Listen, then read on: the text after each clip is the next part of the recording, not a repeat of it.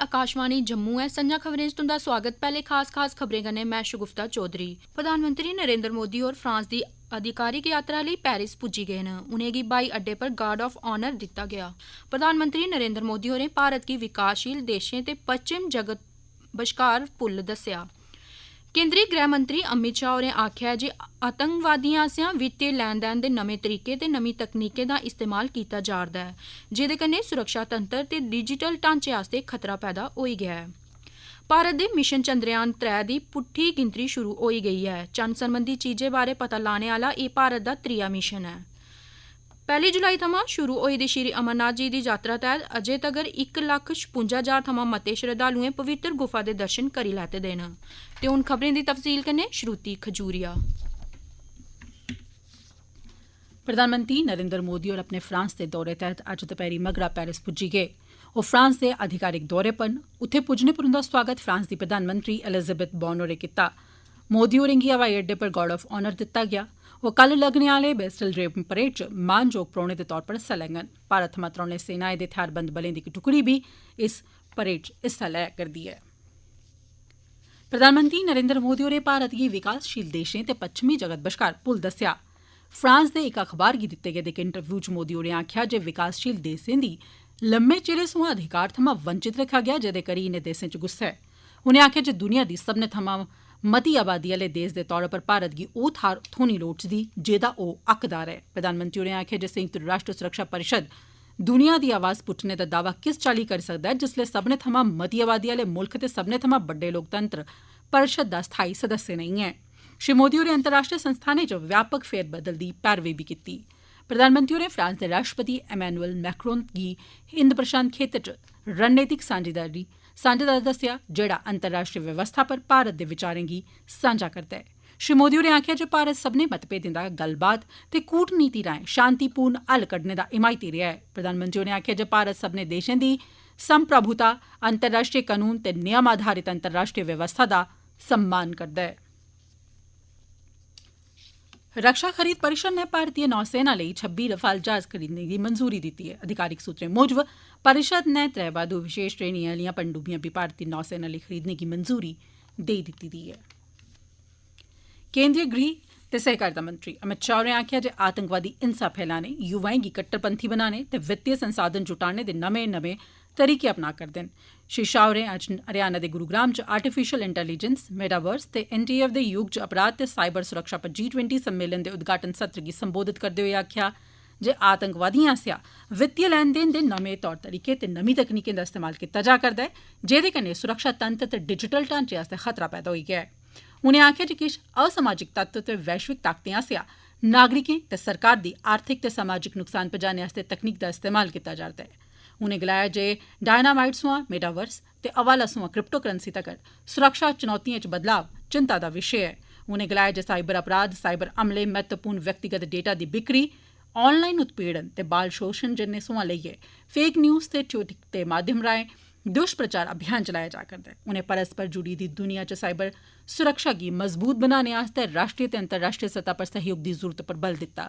उनें समस्या सोयां प्रभावशाली ढंगै कन्नै निबड़ने आस्तै सांझा रणनीति बनाने दी बी आग्रह कीता।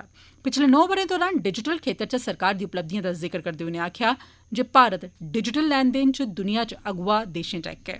उनें गलाया जे पिछले 9 ब'रें दौरान 250% इंटरनेट दा दायरा बधेआ ऐ। प्रधानमंत्री जन धन योजना तैह्त 50 करोड़ नमें बैंक खाते खोले गे न। घरें मकानें ते शैहरी मामलें दे मंत्री हरदीप सिंह पुरी होरें आखेआ जे शैहरें आस्तै योजना बनांदे बेल्लै नागरिकें दी जरूरतें गी ध्यानै च रक्खेआ जाना चाहिदा। उनें आखेआ जे मास्टर प्लान बनाने सोयां ठीक पैह्ले सरबंधै च लोकें दी राय लैना गै काफी नेईं ऐ ते शैहरें आस्तै योजना बनांदे बेल्लै इस प्रक्रिया पर लगातार कम्म होना चाहिदा। श्री पुरी होरें अज्ज नमीं दिल्ली च शैहरी नियोजन पर राष्ट्रीय सम्मेलन दे उद्घाटन मौके एह् गल्ल आखी। श्री हरदीप सिंह पुरी होरें रिवायती सीमाएं थमां परे योजना बनाने ते विनियमन दी थाहर प्रक्रियाएं गी सखल्ला बनाने पर बल दित्ता। उनें शैहरें गी आर्थिक तौर पर आत्मनिर्भर बनाने दी गल्ल कीती। इस मौके पर अपने संबोधन च केंद्रीय राज्य मंत्री कौशल किशोर होरें लोकें सोयां आग्रह कीता जे ओह् स्वच्छ, प्रदूषण मुक्त ते स्मार्ट शैहरें दे विकास च सहयोग देन तां जे अगले 25 ब'रें च देश विकसित ते आत्मनिर्भर बनी सकै। उपराष्ट्रपति ते राज्यसभा दे सभापति जगदीप धनखड़ होरें संसद दे मॉनसून सत्र सोयां पैहले 18 जुलाई गी उच्च सदन दे नेताएं दी बैठक सद्दी ऐ। बैठक 6 मौलाना आजाद रोड पर होग। संसद दा मॉनसून सत्र 20 जुलाई थमां शुरू होग ते इसदे 11 अगस्त तगर चलने दी मेद ऐ। इसदे थमां पैहले इक ट्वीट च केंद्रीय मंत्री प्रहलाद जोशी होरें सब्भनें दलें सोयां आग्रह कीता हा जे ओह् मॉनसून सत्र दौरान विधायी कार्य ते होर विशें पर सक्रिय रूप कन्नै चर्चा च हिस्सा लैन। उनें दस्सेआ जे 23 दिनें तगर चलने आले इस सत्र च कुल 17 बैठकां होङन। संसद दा मॉनसून सत्र पराने संसद भवन च होग। एह् खबरां तुस आकाशवाणी जम्मू परा सुना'रदे ओ ते हुन बाकी दियां खबरें कन्नै शगुफ्ता चौधरी।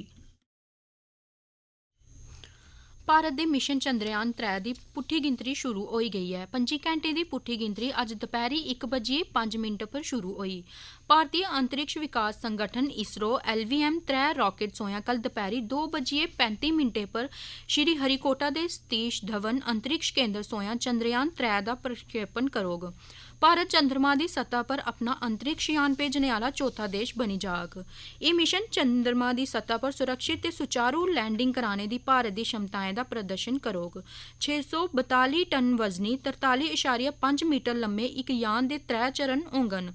इस मिशन दा मकसद चंद दी सतह पर ध्रुवीय खेतर कश थर्मल गुणें या प्रकृति दी पैमाइशें करना ते कन्नै इस यान दे उतरने आली थाह्रा पर सतह या सतह हेठ होने आले कंपन गी नापना ऐ। श्री अमरनाथ जी दी यात्रा व्यवस्थित ढंगै कन्नै चलै करदी ऐ ते श्रद्धालुएं दा रश बधा जा करदा ऐ। खीरी खबरां थ्होने तगर अज्ज 5500 श्रद्धालुएं श्री अमरनाथ जी दी पवित्र गुफा च मत्था टेकी लैते दा हा। एह्दे कन्नै गै अजें तगर श्री अमरनाथ जी दी यात्रा करने आह्लें दा आंकड़ा 1,50,000 गी पार करी गेदा ऐ। 1 जुलाई थमां शुरू होई दी श्री अमरनाथ जी दी यात्रा दौरान अजें तगर 1,56,000 श्रद्धालुएं पवित्र गुफा च बर्फू कन्नै बने दे शिवलिंगम रूप दे दर्शन करी लैते दे न। अज्ज बडलै जम्मू दे भगवती नगर आह्ले आधार शिवर थमां 9,900 श्रद्धालुएं दा जत्था नूनवान पहलगाम ते बालटाल लेई रवाना होआ। 194 गड्डियें दे काफिले च सोआर 6,035 श्रद्धालु पहलगाम लेई रवाना होए न ते 112 गड्डियें दे काफिले च 3,206 श्रद्धालु बालटाल बेस कैंप थमां रवाना होए। 12 दिनें तगर चलने आह्ली एह् यात्रा अनंतनाग दे पहलगाम जिले ते गांदरबल जिले दे बालटाल दौनें रस्तेयां 1 जुलाई थमां चलै करदी ऐ। इस यात्रा दा समापन 31 अगस्त गी श्रावण पूर्णिमा आह्ले पवित्र ध्याड़े आह्ले रोज होग। यात्रा आस्तै जम्मू श्रीनगर राष्ट्रीय जरनैली शिड़क पर सारे सुरक्षा बंदोबस्त पैह्ले गै दौनें रस्तेयां पर कीते गेदे न। श्री अमरनाथ जी दी यात्रा आस्तै रोजाना देशा दे बक्ख-बक्ख खित्ते थमां पवित्र गुफा च बर्फू कन्नै बने दे हिमलिंगम रूपे दे दर्शन करने आस्तै आवा'रदे न। पहलगाम आह्ली बक्खी जा'रदे 6,000 थमां बद्ध यात्री अज्ज बडलै रामबन ते चंद्रकोट च ठैह्री गे। साढ़े जिला संवाददाता कन्नै गल्लबात करदे होई डोडा किश्तवाड़ दे DIG डॉ सुनील गुप्ता होरें दस्सेआ जे पहलगाम आह्ले रस्तेयां 193 गड्डियें पर जाने आह्ले यात्रियें दे काफले गी चंद्रकोट च रोकी दित्ता गेआ ऐ ते बालटाल आह्ले रस्तेयां जाने आह्ले यात्रियें गी अग्गे बधने दी खुल्ल दित्ती गेई ऐ। उ'नें आखेआ इंदे चा 500 यात्रियें गी चंद्रकोट यात्री निवास थमां सरकारी पॉलीटैक्निक कालेज ते किशें गी सरकारी डिग्री कालेज रामबन च भेजी दित्ता गेआ ऐ। जम्मू श्रीनगर राष्ट्रीय जरनैली शिड़क पर अज्ज गड्डियें दी आओजाई सामान्य तौरा पर चलदी रेही। अमरनाथ जी दी यात्रा आस्तै कश्मीर घाटी च खरी मती गिनतरी च CRPF दे जवानें गी तैनात कीता गेदा ऐ जेह्ड़े नमें उपकरणें कन्नै लैस न। CRPF दे सीनियर अधिकारी ने आखेआ ऐ जे पूरे ब'रे उत्थे 24 घैंटे सुरक्षा आस्तै सेवा दित्ती जंदी ऐ भाएं यात्रा होए जां नेईं। CRPF दे deputy inspector general Alok Awasthi होरें आखेआ जे यात्रा दे मद्देनजर मती गिनतरी च सुरक्षा बलें दे जवानें गी कश्मीर घाटी च तैनात कीता गेदा ऐ। अवस्थी होरें इब्बी दस्सेआ जे केंद्री रिजर्व पुलस बल दे जवान नमें उपकरणें दे हथियारें दा इस्तेमाल करदे होई कश्मीर च सुरक्षा आस्तै पैनी नजर रखियै कम्म करा'रदे न। उ'नें गलाया अस नमियें तकनीकें दा इस्तेमाल करा'रदे न जेह्ड़ियां विश्व च उपलब्ध न। एह् मैं सांझियां नेईं करङ पर हां अस इंदा इस्तेमाल करा'रदे न। आलोक अवस्थी होरें इब्बी गलाया जे साढ़े जवानें सभनें थाह्रें पर तक्क रक्खी दी ऐ जे घाटी च नेही कोई घटना नेईं होए जेह्दे कन्नै घाटी च रमानदारी आह्ला म्हौल खराब होई जा।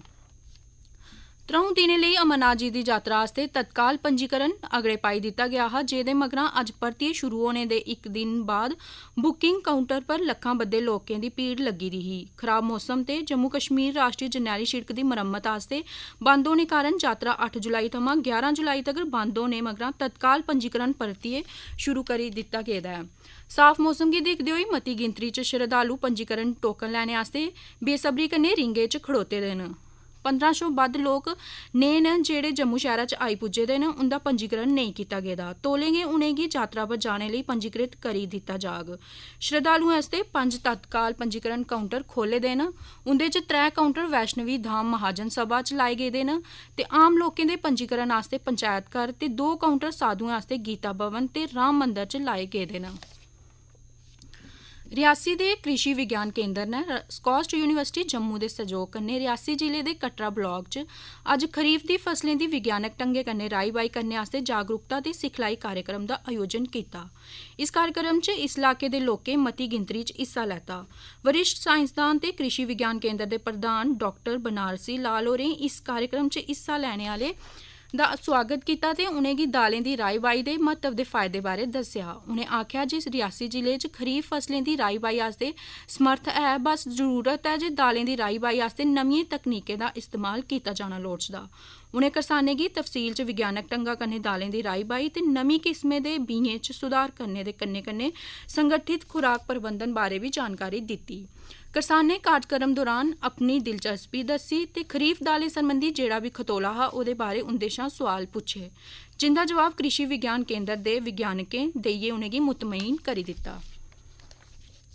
अखीरै च खास खबरां इक बारी परतियै। प्रधानमंत्री नरेंद्र मोदी होर फ्रांस दी आधिकारिक यात्रा लेई पेरिस पुज्जी गए न। उनेंगी ब्हाई अड्डे पर गार्ड ऑफ ऑनर दित्ता गेआ। प्रधानमंत्री नरेंद्र मोदी होरें भारत गी विकासशील देशें ते पच्छमी जगत बश्कार पुल दस्सेआ। केंद्री गृह मंत्री अमित शाह होरें आखेआ जे आतंकवादिएं आसेआ वित्तीय लैन-देन दे नमें तरीके ते नमीं तकनीकें दा इस्तेमाल कीता जा'रदा ऐ, जेह्दे कन्नै सुरक्षा तंत्र ते डिजिटल ढांचे आस्तै खतरा पैदा होई गेआ ऐ। भारत दे मिशन चंद्रयान 3 दी पुट्ठी गिनतरी शुरू होई गेई ऐ। चंद सरबंधी चीजें बारै पता लाने आह्ला एह् भारत दा 3आ मिशन ऐ ते 1 जुलाई थमां शुरू होई दी श्री अमरनाथ जी यात्रा तैह्त अजें तक्कर 1,56,000 थमां मते श्रद्धालु पवित्र गुफा दे दर्शन करी लैते दे न। एह्दे कन्नै गै खबरें दा एह् बुलेटिन समाप्त होआ। प्रधानमंत्री नरेंद्र मोदी होर फ्रांस दी आधिकारिक यात्रा लेई पेरिस पुज्जी गए न। उनेंगी ब्हाई अड्डे पर गार्ड ऑफ ऑनर दित्ता गेआ।